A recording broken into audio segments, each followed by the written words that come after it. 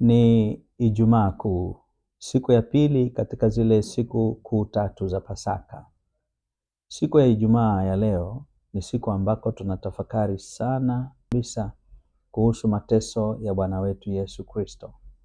Ni siku ambako Bwana wetu Yesu Kristo alijitoa sadaka, akafa kwa ajili yetu sote.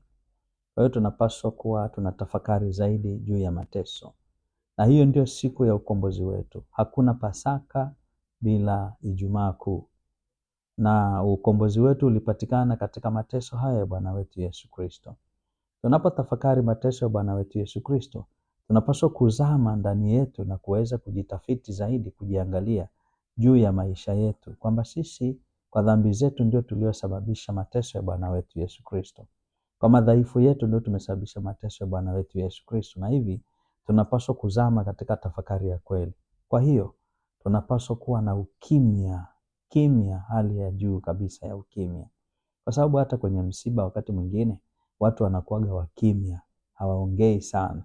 Na tunapaswa kuwa wakimya, watulivu, tukitafakari juu ya hayo yote, tukitafakari juu ya matendo makuu ya Mungu, tukitafakari juu ya wema wa Mungu, tukitafakari juu ya huruma ya Mungu, tukitafakari juu ya wokovu wetu na jinsi tutakavyoweza kufurahia baada ya ufufuko wa Bwana wetu Yesu Kristo.